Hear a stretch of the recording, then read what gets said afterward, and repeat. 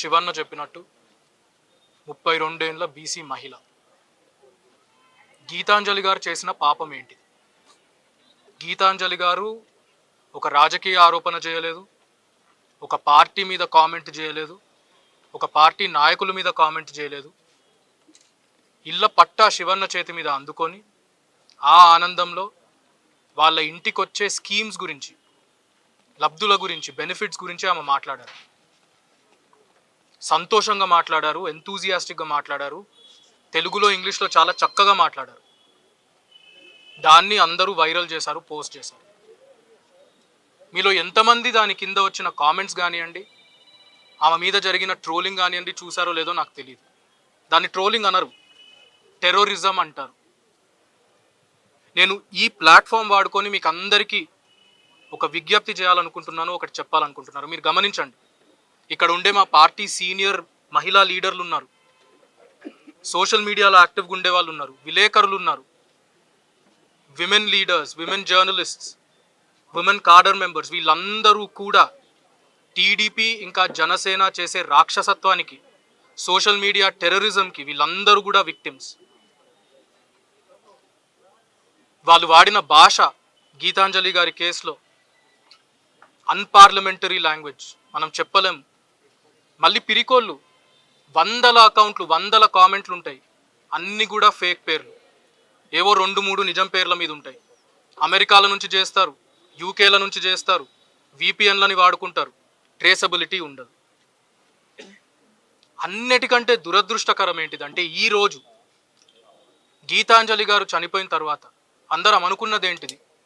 ఇది రాజకీయం కాదు, రాజకీయం చేసే టైం కాదు, సోషల్ మీడియాలో ట్రోలింగ్ అనేటిది జరగకూడదు, సోషల్ మీడియాలో ఇలాంటి టెర్రరిజం జరగకూడదు అని ప్రతి పార్టీ ఒక స్టాండ్ తీసుకోవాల్సిన నేపథ్యంలో మీరు టీడీపీ వాళ్ళ అఫీషియల్ హ్యాండిల్స్ ఈరోజు చూడండి, వాళ్ళ స్పోక్స్ పర్సన్స్ ఏం మాట్లాడుతున్నారో చూడండి.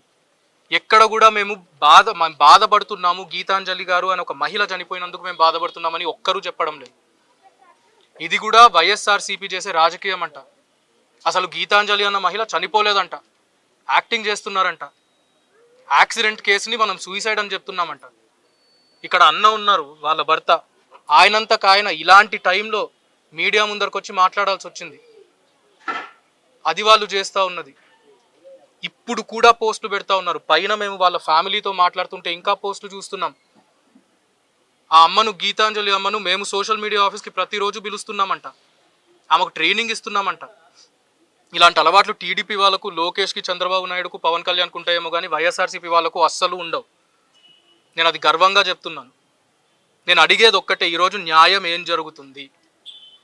ఒక మనిషి, ఒక నిండు ప్రాణం పోయింది.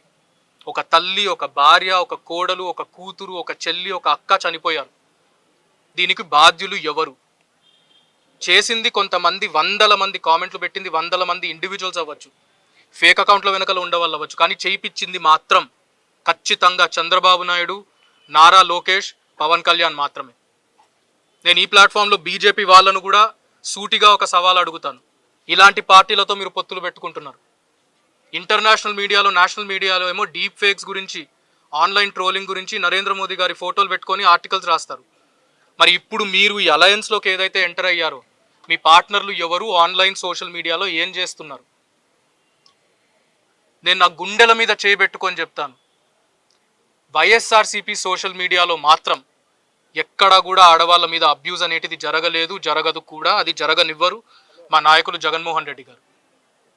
నేను మళ్ళీ కూడా అడిగేది ఇదే మన మీడియా మిత్రుల ద్వారా, దీనికి బాధ్యులు ఎవరు? ఒక టీడీపీకి కానీ, ఒక జనసేనకి కానీ, దాన్ని పాలించే ఒక చంద్రబాబు నాయుడుకి, ఒక లోకేష్కి, ఒక పవన్ కళ్యాణ్కి కానీ ఇంతైనా, ఒక రవ్వంతైనా బాధ ఉందా? ఒక నిండు ప్రాణం పోయినందుకు కారణం ఆ పార్టీకి సంబంధించిన లీడర్లు, ఆ పార్టీకి సంబంధించిన కాడర్. ఈరోజు డెమోక్రసీలో ఒక బ్లాక్ డే. అందరం ఈ రోజుని, నిన్నటిని, ఈ రోజటిని గుర్తుపెట్టుకున్నాం. డెమోక్రసీలో ఇది ఒక black day. Freedom of speech అనే ఒక బేసిక్ ఫండమెంటల్ రైట్ని ఒక ఆడ మనిషి ఉపయోగించుకొని ఆమె ఒపీనియన్ని ఎక్స్ప్రెస్ చేస్తే దాన్ని పట్టుకొని దీని వరకు తీసుకొచ్చారు. Today is a black day. ఇది అందరం కూడా గుర్తుపెట్టుకున్నాం.